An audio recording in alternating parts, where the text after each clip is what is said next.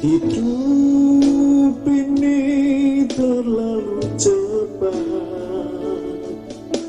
bagai bunga rumput yang layu. Hidup ini terlalu singkat, baru muncul lalu lenyap.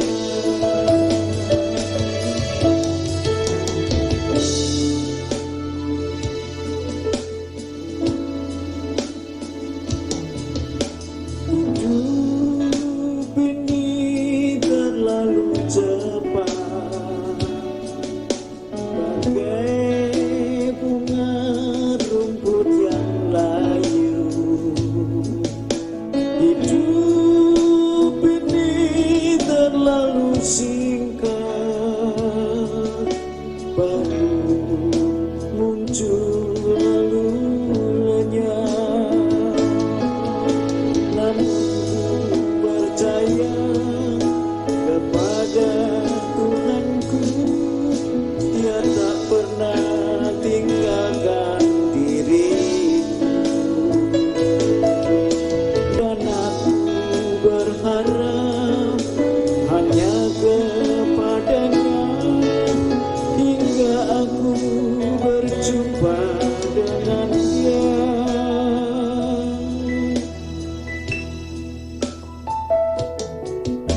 Hidup ini terlalu cepat, bagai bunga rumput yang layu.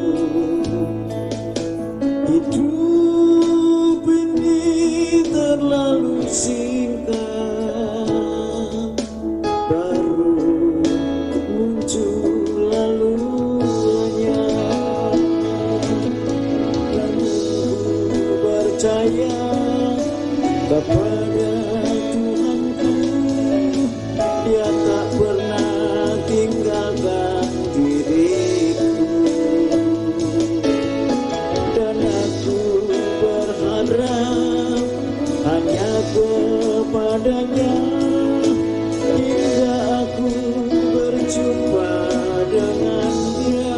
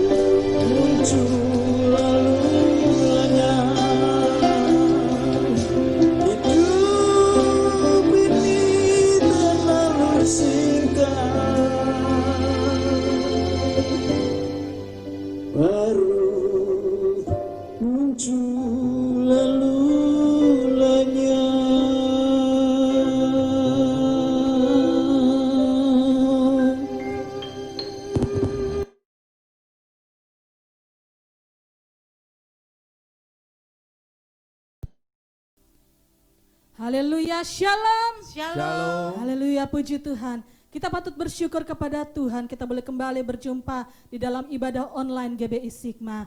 Untuk itu sebelumnya bersama-sama kita memperkatakan iman percaya kita. Aku percaya kepada Allah Bapa yang Maha Kuasa, Khalik langit dan bumi, dan kepada Yesus Kristus anaknya yang tunggal Tuhan kita, yang dikandung daripada Roh Kudus, lahir dari anak darah Maria, yang menderita di bawah pemerintahan Pontius Pilatus, disalibkan, mati dan dikuburkan, turun ke dalam kerajaan maut. Pada hari yang ketiga, bangkit pula dari antara orang mati, naik ke surga, duduk di sebelah kanan Allah Bapa yang Maha Kuasa, dan akan datang dari sana untuk menghakimi orang yang hidup dan yang mati. Aku percaya kepada Roh Kudus, gereja yang kudus dan am, persekutuan orang kudus, pengampunan dosa, kebangkitan orang mati, dan hidup yang kekal. Amin. Haleluya. Mari saatnya kita persiapkan hati, tubuh, jiwa, roh kita saat ini untuk masuk di dalam pujian penyembahan kita kepada Tuhan. Bahkan mendengarkan akan sebagian kebenaran firman Tuhan dan sertai dengan perjamuan kudus. Haleluya, haleluya. Bersama-sama kita mau angkat pujian Bapa Kau setia, Bapa Kau mulia. Haleluya. Bapa Kau setia, Bapa Kau mulia. Tenanglah jiwaku, aman bersamamu. Katakan lebih dari harta, lebih dari harta, Kaulah segalanya. Tenanglah jiwaku dalam hadirat-Mu. Kau tunjukkan kasih setiamu, menyediakan yang ku perlu. Kau setia, Kau mulia, dulu, sekarang, dan selamanya. Kau tunjukkan kasih setiamu, Kau menyediakan yang ku perlu. Kau setia, Kau mulia, Bapa Kau setia. Haleluya. Dan sungguh-sungguh kembali angkat pujian ini, Bapa Kau setia. Bapa Kau setia, Bapa Kau mulia, Bapa Kau mulia. Tenanglah jiwaku, aman bersamamu. Dan lebih dari harta, lebih dari harta, Kaulah segalanya. Tenanglah jiwaku dalam hadirat-Mu. Kau tunjukkan kasih setiamu, Kau menyediakan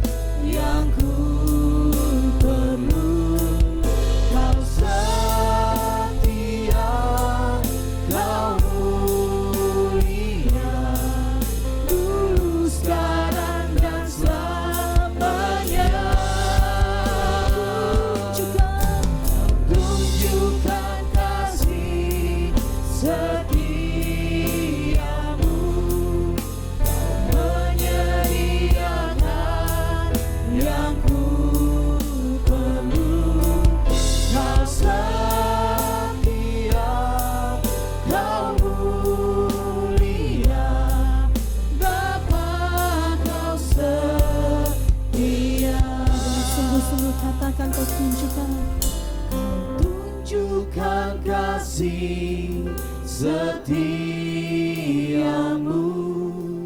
kau menyediakan yang ku perlu.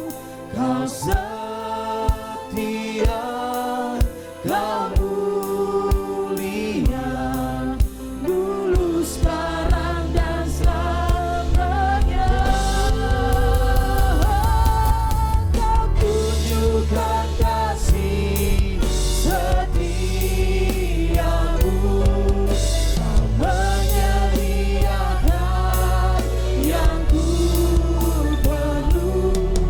Kau setia, kau mulia, Bapa, kau setia. Kau tunjukkan kasih setiamu, kau menyediakan yang ku perlu. Kau setia, kau mulia, dulu, sekarang, dan selamanya. Kau tunjukkan kasih setiamu, kau menyediakan yang ku perlu.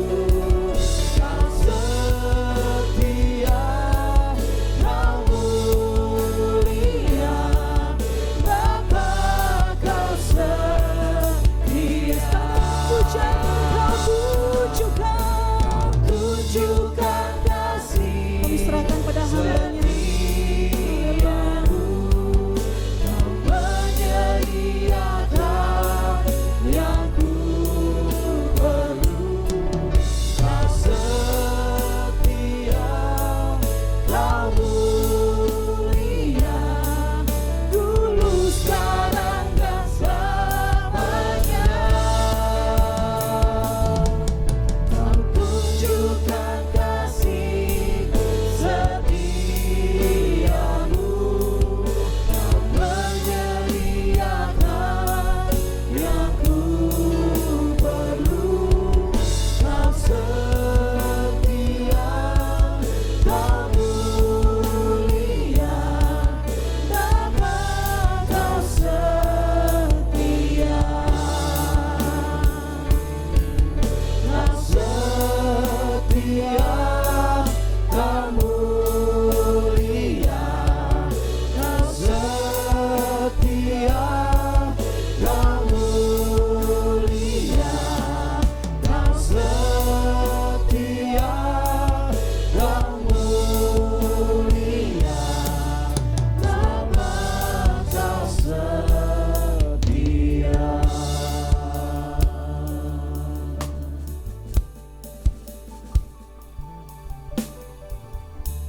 Bapak Ibu Saudara, mari kita bersatu hati dalam doa menyambut firman Tuhan yang telah disiapkan buat kita sekalian. Bapak Surgawi, terima kasih buat kasih setia penyertaan Tuhan yang hadir setiap waktu buat kami. Tuhan, kami sungguh-sungguh mengagumi akan kasih setia Tuhan yang nyata bagi setiap pribadi lepas pribadi. Anak-anak-Mu yang hari ini telah Kau tetapkan dan Kau telah entar dalam satu persekutuan yang indah untuk menikmati hadirat-Mu melalui firman Tuhan. Tuhan, hamba-hamba-Mu yang saat ini juga telah memberikan persembahan melalui online account yang disampaikan kepada gereja. Tuhan, berkati mereka karena mereka mengasihi Tuhan melalui apa yang Tuhan berkati buat mereka. Hatinya mereka kuduskan supaya mereka boleh mempersembahkan semua apa yang Dia berikan untuk Tuhan, hanya untuk kemuliaan-Mu. Dan sebentar hati mereka dan kami sekalian yang hari ini telah siap untuk ditaburi firman Tuhan, Kamu serahkan sepenuhnya supaya Tuhan sendiri yang akan menaruh benih firman Tuhan untuk setiap kami, supaya hidup kami boleh memuliakan Tuhan dan menjadi berkat bagi banyak orang. Tuhan, kali ini kami akan melakukan perjamuan yang kudus setelah kami mendengarkan firman-Mu, supaya kami boleh siap untuk menikmati hadirat-Mu melalui perjamuan asa yang kudus. Kuduskan seluruh acara dari pemberitaan firman Tuhan sampai pada akhirnya. Terpujilah nama-Mu Tuhan, dan kami siap mendengarkan firman Allah dalam nama Tuhan Yesus Kristus. Haleluya. Amin. Baik, Bapak Ibu Saudara yang dikasihi Tuhan, Shalom. Puji nama Tuhan, pada kesempatan baik hari ini kita masuk dalam minggu pertama bulan Oktober. Kita bersama-sama dalam ibadah kita minggu yang pertama ini disertai dengan perjamuan asa yang kudus. Bapak Ibu Saudara yang dikasihi Tuhan, hari ini kita akan mendengarkan firman Tuhan yang akan saya ambil dari satu ayat saja. Sebagaimana saya sampaikan beberapa waktu yang lalu, bahwa serial khotbah dari sepanjang bulan ini adalah berkisar dari kitab Matius. Minggu yang lalu kita berbicara tentang Matius pasal yang pertama, tentang karakter seorang Yusuf yang menjadi teladan bagi orang Kristen. Dan kali ini kita akan melihat dari Matius pasal yang kedua. Kita akan mengangkat dari satu kota Bethlehem yang dipakai oleh Tuhan, yang dianggap menjadi kaum yang terkecil di antara Yehuda, tetapi Tuhan menyatakan kemuliaannya melalui tempat ini. Mari saya akan bacakan buat kita sekalian, Bapak Ibu Saudara, dari Matius pasal 2 ayat yang ke-6, yang mohon diperhatikan Bapak Ibu Saudara yang ada Alkitab di rumah masing-masing. Kita membaca bersama-sama dengan saya dan saya akan bacakan buat Bapak Ibu Saudara. Matius pasal 2 ayat yang ke-6 yang demikian bunyi firman Tuhan buat kita sekalian. Dan engkau Bethlehem tanah Yehuda, engkau sekali-kali bukanlah yang terkecil di antara mereka yang memerintah Yehuda, karena daripada mula akan bangkit seorang pemimpin yang akan mengembalakan umatku Israel. Sekali lagi, dan engkau Bethlehem tanah Yehuda, engkau sekali-kali bukanlah yang terkecil di antara mereka yang memerintah Yehuda, karena dari pada mula akan bangkit seorang pemimpin yang akan mengembalakan umatku Israel. Kalau kita lihat sepintas dari ayat ini Bapak Ibu Saudara, bahwa Bethlehem itu termasuk kaum yang terkecil menurut pemandangan orang, dan kebanyakan dari manusia pada waktu itu melihatnya, sehingga mereka tidak dianggap sebagai satu tempat atau kaum yang diperhitungkan. Tetapi Tuhan berjanji melalui Bethlehem ini, Tuhan akan menyatakan kemuliaan dan keagungannya. Ini terlihat karena Tuhan sudah bernubuat tentang nubuatan kota Bethlehem ini melalui Nabi Mika pasal 5 ayat yang kedua. Di sana dikatakan, tetapi engkau hai Bethlehem Efrata, hai yang terkecil di antara kaum Yehuda, daripadamu akan bangkit bagiku seorang yang akan memerintah Israel, yang permulaannya sudah sejak purbakala, sejak dahulu kala. Bapak Ibu Saudara yang dikasihi Tuhan, ayat ini begitu menarik buat kita kalau kita mau renungkan secara mendalam. Karena apa? Tuhan menyatakan dari sesuatu yang kecil, tetapi Tuhan bisa memakai hal yang kecil yang tidak dipandang orang untuk kemuliaannya. Ya, karena bagi kita sebagai orang yang percaya kepada Tuhan yang maha besar, bagi Allah tidak ada yang mustahil. Dan ini dinyatakan di dalam banyak hal ketika perjalanan Allah menuntun manusia melalui orang Israel, bahwa Allah selalu menyatakan kemuliaannya melalui hal yang dianggap remeh, yang dianggap kecil, yang dianggap sepele, yang dianggap tidak diperhitungkan oleh manusia. Tapi Allah menyatakan kemuliaan dan keagungannya melalui apa yang dianggap remeh, dianggap sepele, dianggap kecil, dan dianggap tidak terpandang oleh dunia ini. Dan salah satu contoh adalah Bethlehem sebagai kaum yang kecil, tetapi di hadapan Allah dinyatakan kemuliaannya. Bapak Ibu Saudara yang dikasihi Tuhan, ada beberapa hal yang penting pada hari ini akan kita renungkan melalui ayat ini. Mengapa Bethlehem dianggap sebagai kaum yang kecil dan tidak terkenal dan dipakai oleh Allah, saudara-saudara? Yang pertama adalah karena Tuhan, mari kita baca di dalam ayat 1 Korintus pasal 1 ayat 27, yaitu alasan kenapa Allah ingin membuat sesuatu yang dianggap remeh oleh dunia ini dan Tuhan akan menyatakan kemuliaannya, yaitu di dalam 1 Korintus pasal 1 ayat yang ke-27 dan 28 yang berbunyi demikian. Tetapi apa yang bodoh bagi dunia dipilih Allah untuk memalukan orang-orang yang berhikmat dan yang lemah bagi dunia dipilih Allah untuk memalukan orang yang kuat. Saudara-saudara, dunia ini menganggap dirinya besar tanpa Allah. Karena apa? Karena pengetahuannya, ya, karena kepintarannya. Itu satu sisi. Dunia ini menganggap dirinya hebat karena kekuatannya, karena kemampuannya. Dalam hal ini mungkin kemampuan untuk menguasai dunia, saudara. Kalau secara pribadi mungkin orang yang kaya adalah orang yang kuat, saudara. Ya. Kalau negara adalah negara yang adikuasa, itulah negara yang kuat. Tapi di hadapan Tuhan itu tidak berarti semua, saudara. Karena Allah justru tidak mau menggunakan hal-hal yang dianggap hebat oleh dunia itu. Justru Tuhan mau menyatakan sebaliknya. Karena apa? Bagi orang-orang yang seperti itu adalah orang-orang yang tidak perlu Tuhan bagi mereka. Karena aku mampu, aku kuat, aku bisa. Nah, itulah Tuhan ingin supaya ciptaannya khususnya manusia adalah menjadi orang yang mau merendahkan diri di hadapan Tuhan. Itu kunci. Oleh karena itu, apa yang bodoh bagi dunia dipilih oleh Allah untuk memalukan orang yang berhikmat. Apakah Tuhan bersaing dengan orang-orang yang seperti enggak? Tuhan ingin supaya orang-orang itu menjadi orang yang rendah hati. Orang yang rendah hati. Orang yang merendahkan diri di hadapan Sang Pencipta. Saudara, apakah Allah gila hormat? Enggak. Karena Allah juga memberi contoh bahwa dia pun bisa merendahkan diri di hadapan manusia. Saudara, ketika Yesus turun sebagai Mesias, dia merendahkan diri sebagai hamba. Tidak hanya sebagai hamba, tapi dia mau merendahkan diri taat sampai mati. Tidak hanya mati, tetapi mati di kayu salib, saudara. Jadi ketika Tuhan mengatakan sesuatu supaya dia yang bodoh diangkat oleh Tuhan, dan dia yang tidak terpandang diangkat oleh Tuhan, maka tujuannya supaya kita belajar. Bahwa belajar rendah hati, belajar merendahkan diri adalah sebagai cara kita hidup sesuai dengan kehendak Tuhan. Ayat 28 dari 1 Korintus pasal yang pertama di sana, dan apa yang tidak terpandang dan hina bagi dunia dipilih Allah. Saudara, bahkan apa yang tidak berarti dipilih Allah untuk menyediakan apa yang berarti. Ini kebenaran firman Tuhan. Kenapa demikian? Ya, karena Tuhan ingin supaya orang-orang itu bisa menjadi anak-anaknya seperti Yesus Kristus yang telah merendahkan diri.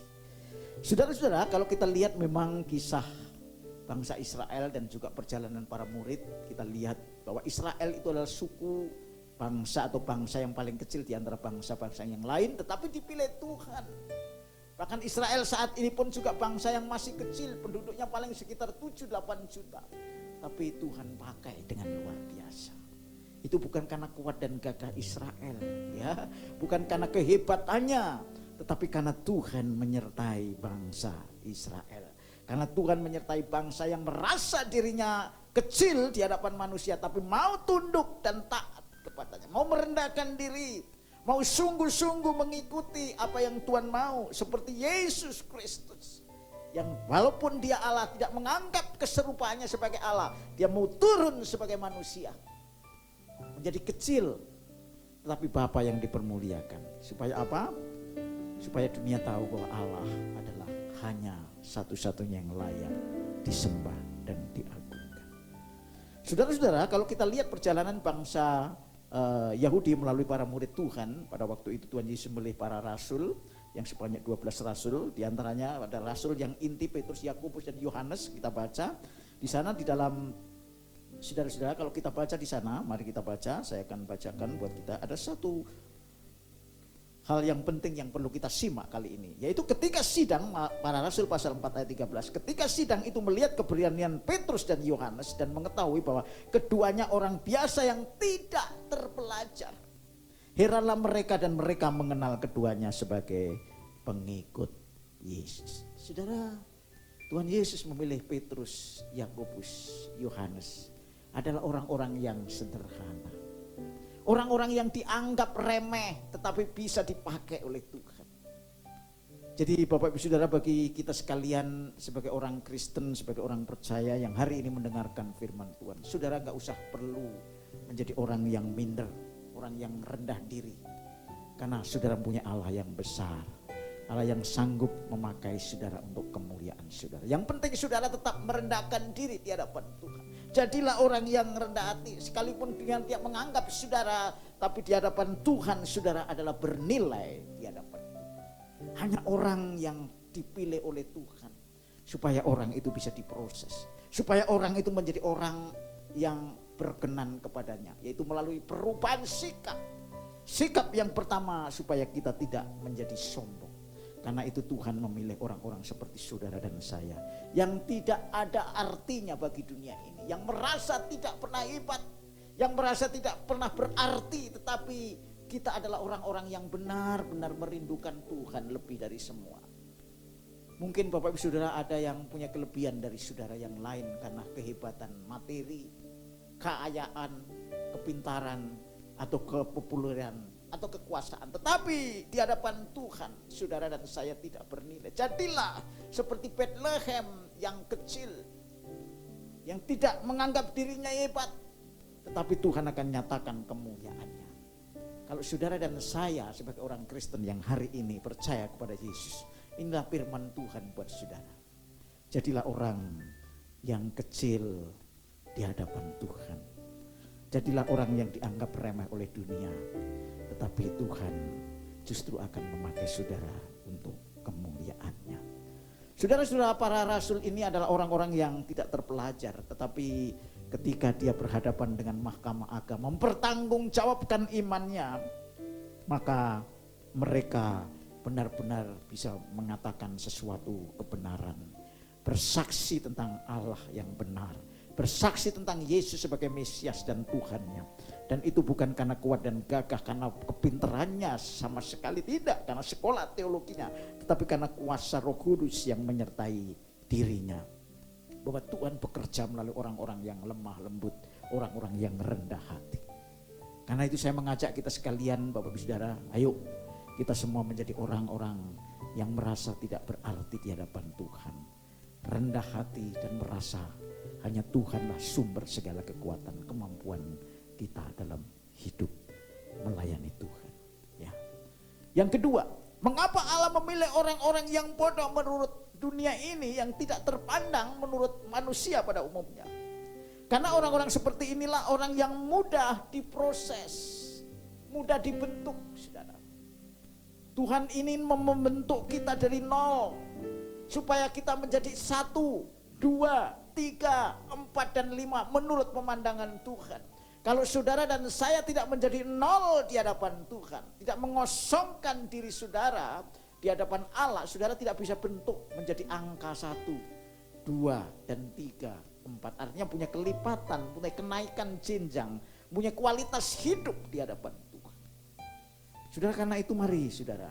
Dan orang yang nol itu di dalam Matius pasal 5 dikatakan, berbahagialah orang yang miskin di hadapan Allah, karena mereka lah yang punya kerajaan Allah. Miskin di hadapan bukan miskin jasmani, bukan miskin harta, tetapi miskin hati yang hanya Tuhan yang menjadi sosok yang diperlukan, menjadi pribadi yang diandalkan, menjadi pribadi yang dibutuhkan lebih dari semua. Itu miskin di hadapan Allah. Tanpa Tuhan kita tidak bisa berbuat apa-apa.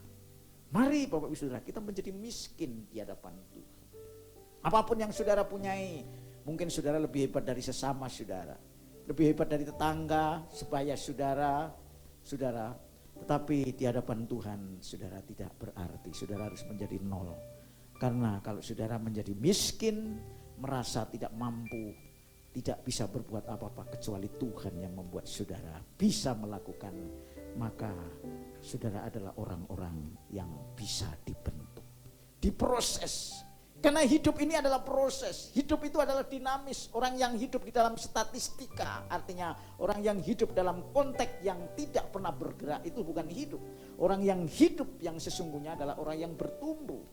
Dan pertumbuhan orang yang hidup secara rohani adalah punya karakter yang berubah, punya karakter yang semakin baik, semakin seperti Kristus.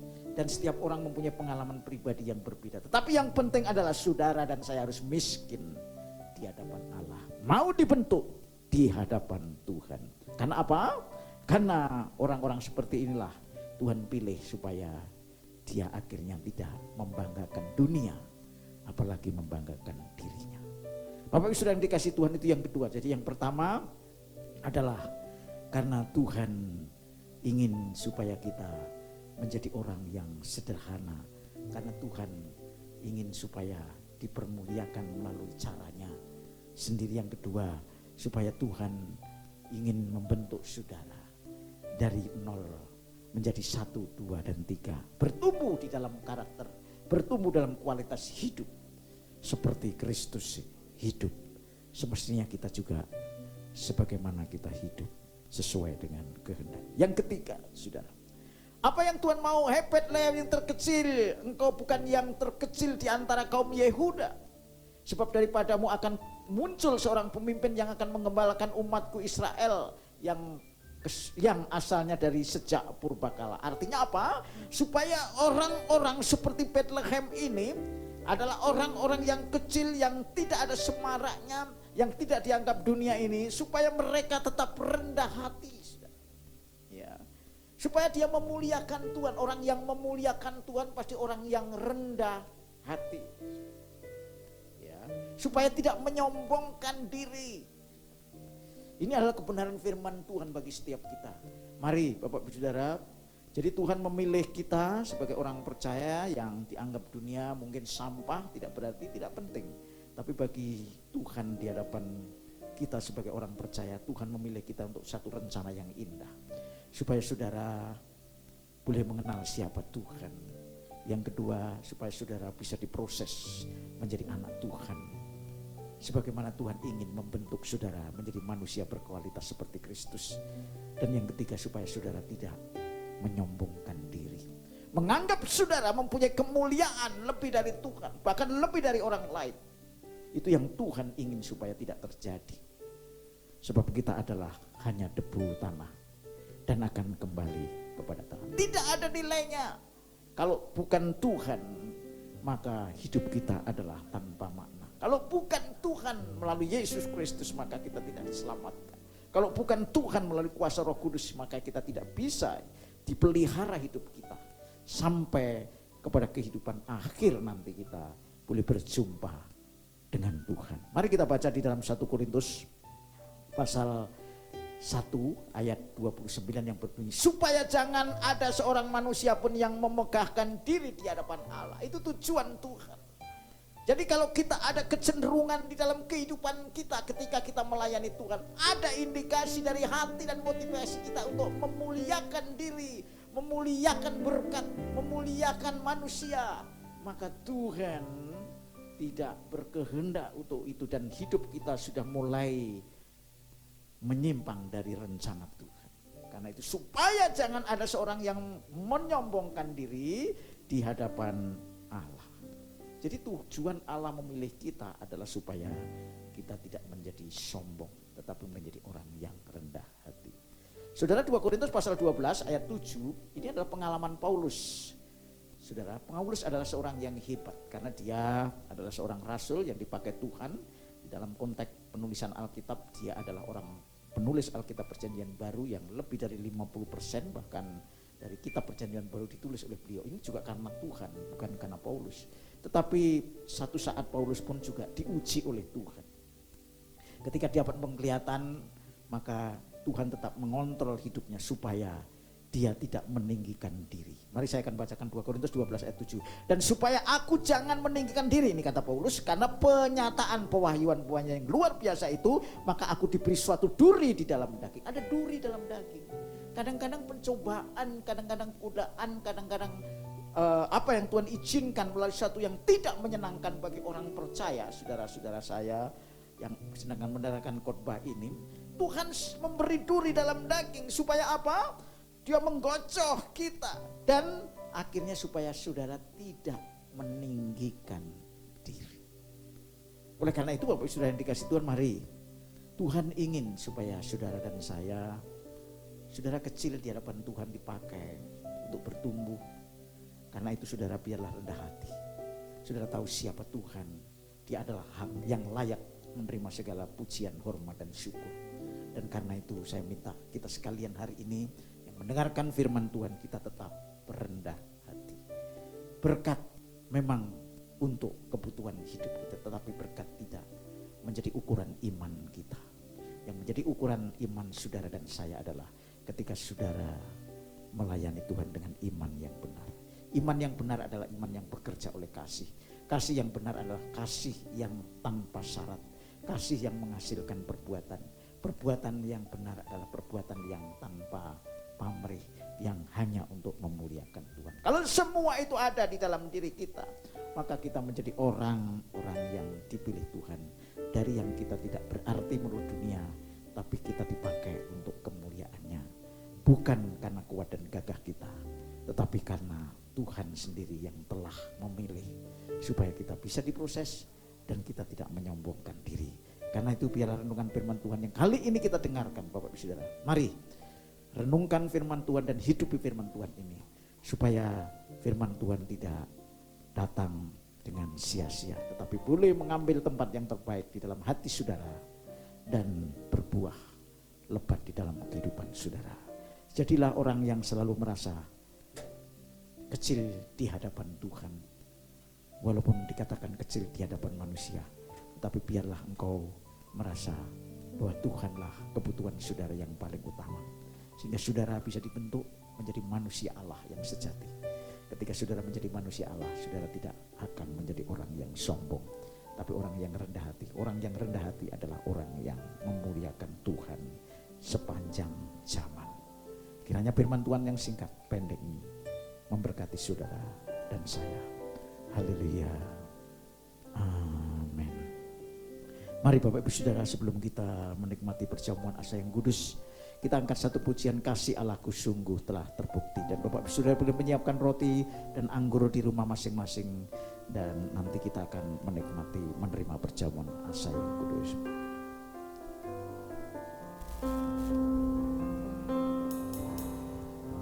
Kasih Allahku sungguh telah terbukti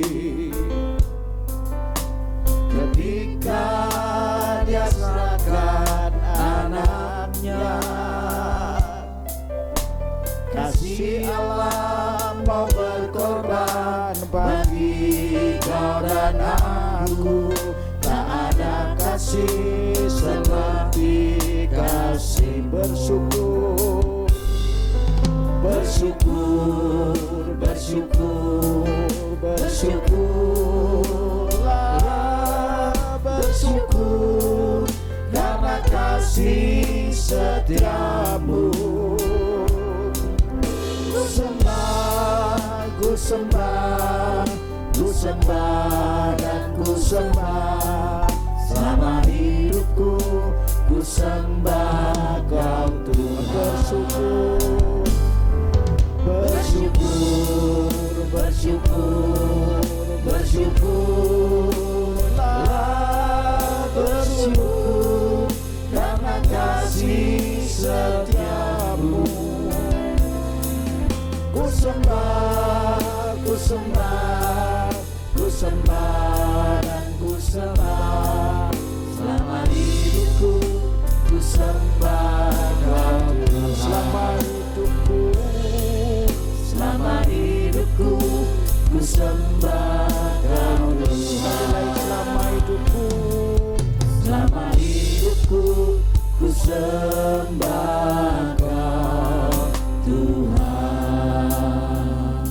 Mari kita berdoa atas firman Tuhan yang kita terima baru saja. Bapa Surgawi, terima kasih buat firman-Mu yang telah Kau nyatakan buat kami, bagaimana Engkau telah memilih Bethlehem yang terkecil di antara kaum Yehuda, tapi Kau nyatakan di dalam kemuliaan-Mu yang heran dan ajaib, supaya manusia tidak menyombongkan diri, supaya manusia boleh dibentuk dan mengerti siapa Allah yang sesungguhnya, dan mereka boleh hidup seperti apa yang Tuhan kehendaki, menjadi manusia yang rendah hati, manusia yang memuliakan Tuhan, manusia yang tidak merasa ada apa-apanya di hadapan Tuhan, yang tidak menganggap orang lain lebih kecil daripadanya, tapi boleh menjadi pelayan-pelayan di hadapan Tuhan, kepada sesama mereka. Olehnya Tuhan, firman-Mu yang saat ini Kau nyatakan buat kami, biarlah ini berlaku buat setiap kami yang mendengarkan. Kami ingin ketika Engkau telah memilih di antara mereka yang Tuhan belum masuk dalam bilangan pilihan Tuhan, kami bersyukur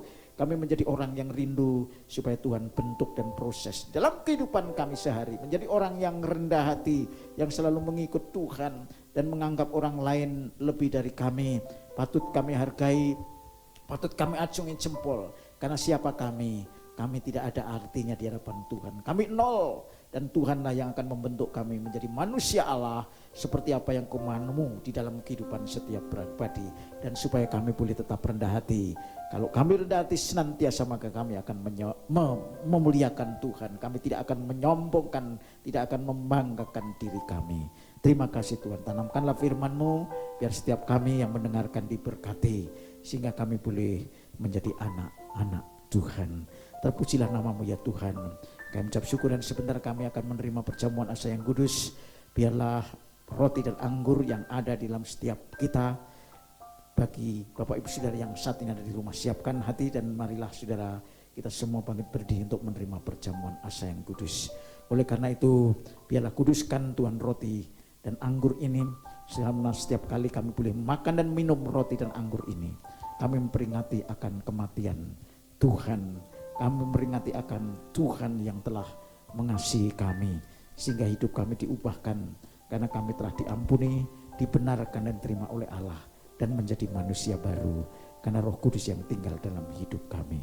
Olehnya Tuhan, memberkatilah setiap apa yang boleh kami kerjakan melalui roti dan anggur ini, dalam nama Tuhan Yesus Kristus.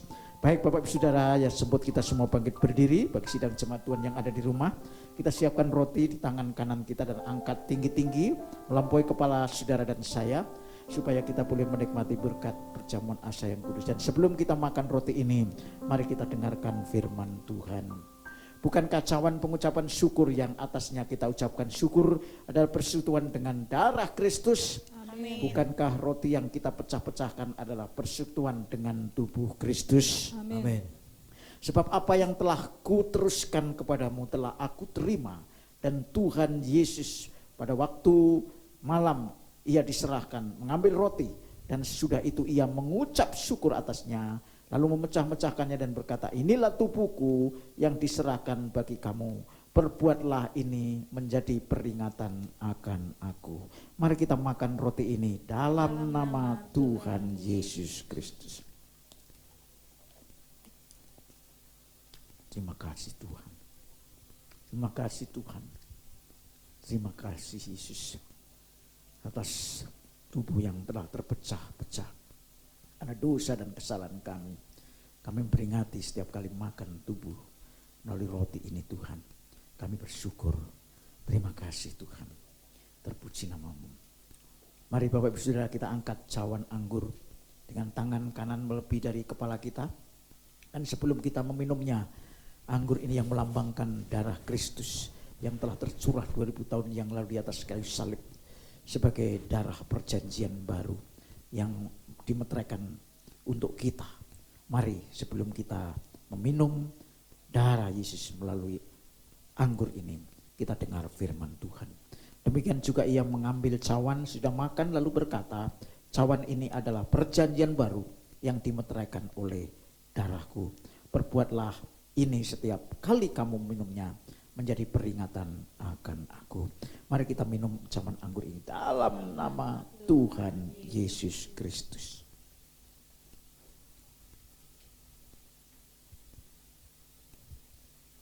Terima kasih Tuhan, terima kasih Yesus. Terima kasih Tuhan, terima kasih Yesus. Haleluya. Kita ucapkan syukur atas semua yang Tuhan nyatakan melalui roti dan anggur ini, gambaran dari tubuh darah Yesus Kristus. Haleluya. Haleluya. Katakan haleluya. Ucapkan syukur ini atas berkat kasih karunia dan darah yang dinyatakan buat saudara. Haleluya. Haleluya.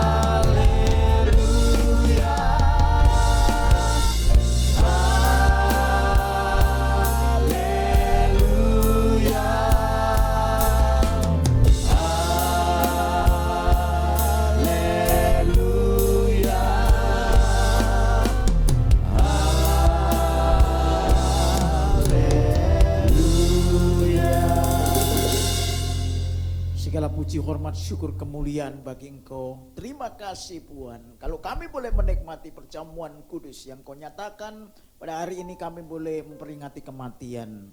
Dan kami boleh memberitakan kepada dunia bahwa Yesus mati bagi kami yang berdosa. Sehingga kami telah dikuduskan sekali untuk selama-lamanya.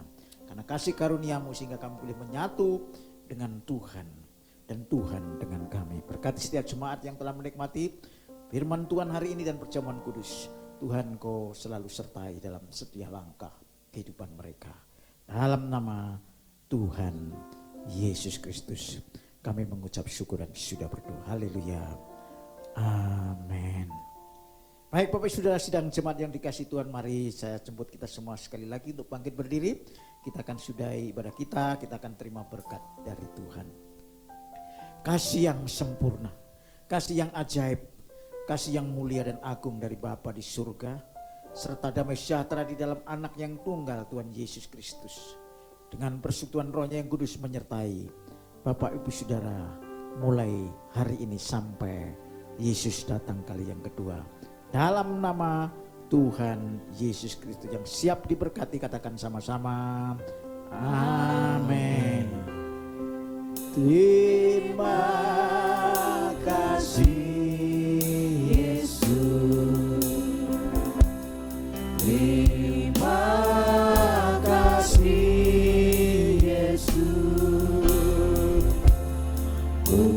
syukur hanya bagimu ya Allahku, ya Tuhanku. Terima kasih, terima kasih Yesus, terima kasih Yesus.